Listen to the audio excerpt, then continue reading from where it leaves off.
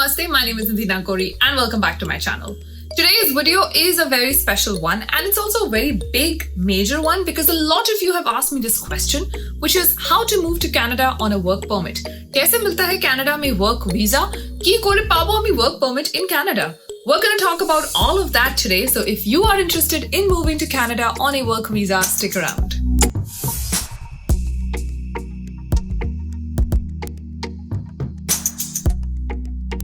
Before we move into the video, I want to state that today's video is in collaboration with Unacademy. If you have been following my channel for some time, you know I love the brand. Unacademy has single-handedly created a revolution for the education world in India. You basically buy one subscription like you do for Netflix or Amazon, and you get the benefits of it all. You get to pick from multiple educators. So if you don't like one educator, it's very easy to move on to another one. You also get access to live classes, recorded classes, doubt sharing classes, revision test papers, mock test papers, and so much more. Also, if you're a student who is looking to crack his CA Foundation exam in December 2021, then this is for you. Unacademy is coming up with their Super Commandos Batch that starts on 1st September. And this batch will prep you and ensure that you crack it like a warrior. Everything that you need to know about the course and Unacademy is down in the description box. Also, if you do intend on taking a subscription, I have a special coupon code for you. If you use the coupon CANIDHI, that is CANIDHI, you get a discount of 10%. So before you leave this video, make sure to check out the description box. And now let's come back to Canada and let's talk about work permit in Canada. Now, before we move on to this video, I just quickly want to say that last week I'd spoken about 11 pathways to move to Canada. If you haven't watched that video, please go ahead and do that. I'm going to link it up somewhere here. That's important because it'll give you some background in understanding what immigration in Canada is really like. So it's best to kind of do it before watching this video, but if you want to do it after this video, that's fine too. Make sure that you do look at that video, make sure you make your notes from that video, and then come and rewatch this for some extra pointers. And now what are we waiting for? Christmas? So you guys know because of COVID, for the longest time, the economy wasn't really open, the borders weren't really open, and so I did not want to make this video at a time where it'd be irrelevant. But right now, the economy is opening up, and if you ask me, there has been no better time to look for a job in Canada than now. Personally, I also switched my job 2 months ago, and I can tell you that this has been the thing in the market right now. Almost everyone I know has been either looking or switching. So let's start with step 1, understanding what really is a Canadian work permit. So Canadian work visa is just like any other work visa. It allows you to move to Canada and work here, live here with your family. Now, Canadian work permit has a requirement of LMIA, which is Labour Market Impact Assessment. So what is LMIA? In simple terms, Labour Market Impact Assessment is to make sure that the work permit is being issued for a profession that is in shortage in Canada.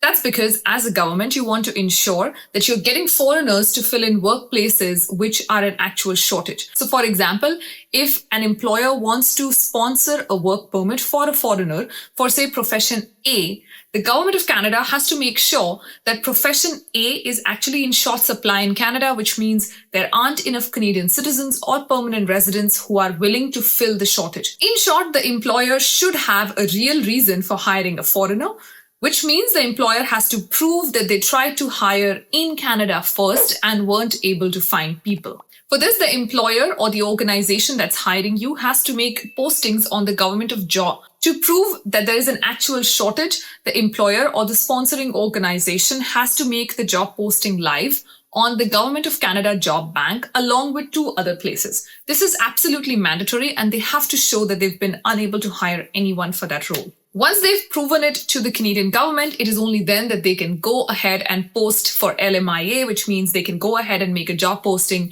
saying they are able to now provide work sponsorship.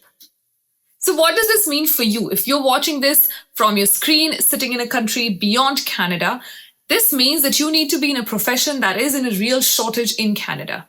I suggest you look at it in 2 ways.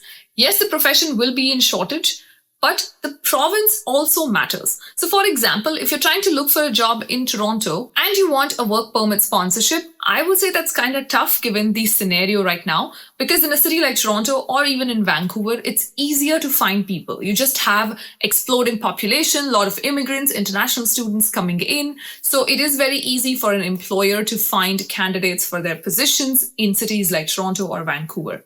But as you move upwards, which is the northern provinces, that's where the problem starts propping up. The northern provinces are low in density when it comes to population, which means they do not have a lot of people living in them already. And then finding people for all kinds of work can be difficult. In short, if you're trying to look for a work permit in Toronto, Vancouver, or Montreal, I'm saying that may be pulling your long shot.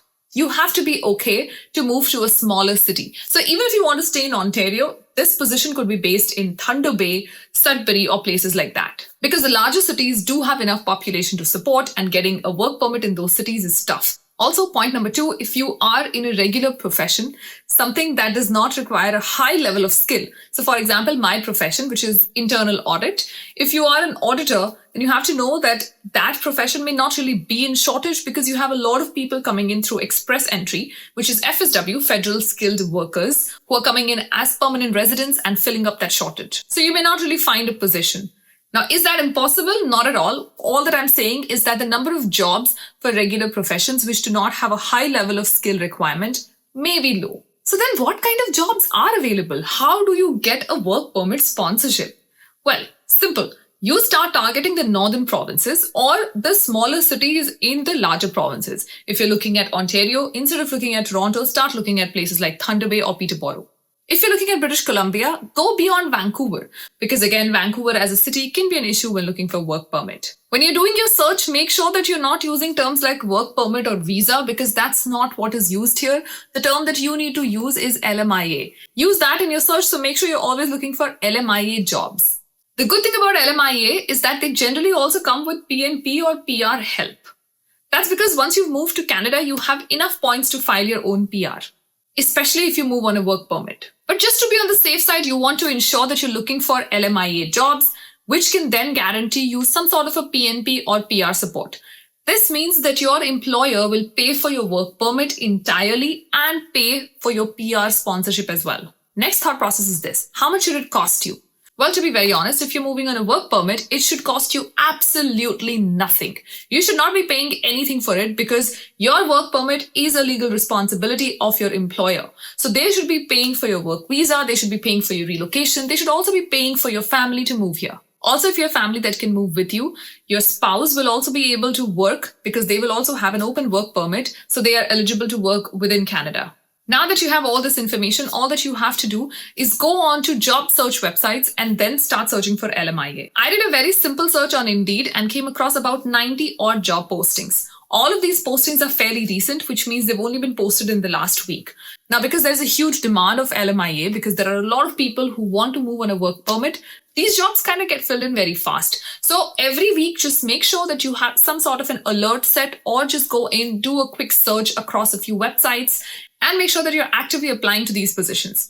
Now, the bigger question is, do we have enough space for everyone? Meaning, do we have enough space to accommodate all professions? Is there enough jobs available for work permit sponsorship for each kind of profession? The maximum shortage that the country is seeing right now is in healthcare, education, logistics, construction, and hospitality. But this means that all kinds of jobs are in shortage in these industries. So whether you're a chef or an artist or an auditor, you could easily join any of these hospitality places. If you are a supply chain person, consider logistics as your to-go field. If you're in IT, you do not have to worry because almost everyone today needs tech. If you're in healthcare, which means any kind of healthcare, whether you are a nurse, whether you're a doctor, whether you are a mental health specialist, whether you're a therapist, whether you are a social worker, whether you want to be the middleman, the third-party communicator, or whether you want to be in the support services, analytics, IT, accounting, there is space for all of them. So make sure you're targeting industry and field-wise. So start looking at maybe healthcare jobs, start looking at maybe hospitality jobs, instead of straight away looking up for your field. That will make your search process easier. I'm going to be inserting some clips of what I saw on Indeed. Now, what if you're not interested in any of these fields? What can you do? So you have a couple of options. So you can stay at home and wait until opportunities for you open up. You can apply through PR, the express entry route, which is FSW, Federal Skilled Workers. Or you can take up the opportunities that are open in the work permit market. Remember that when you move on work permit, your spouse also gets a work permit. This is in case if you're married. You can do this job on a work permit until you find something else or until you get your PR. Once you're in Canada on a work permit, it is obviously easier to switch. If you're not able to switch, then you can easily move on to a PR, which is a permanent resident. And once you're on your PR, you're free. Then you can easily work for anything and anyone that you want to. Please note that I'm only giving you my advice and I'm only giving you options that are out there. I'm not an immigration specialist, and by no means am I saying this is the pathway that you should follow. On that note, I'm going to leave some job websites up here on the screen. These are specifically for Canada. Some of them may have LMIA jobs, some of them may not have LMIA jobs, but I strongly suggest that you track them on an ongoing basis. With this, we come to an end to this video. If you like this video, please don't forget to hit on the like button down below, subscribe to the channel, and let me know in the comments below what else are your questions. Also, if you have any other suggestions, please drop them in the comment box. I'll try to include as many of them as possible in my video list. Hope to see some of you in Canada soon. And on that note, make sure you take care of yourself. Stay safe. Namaste.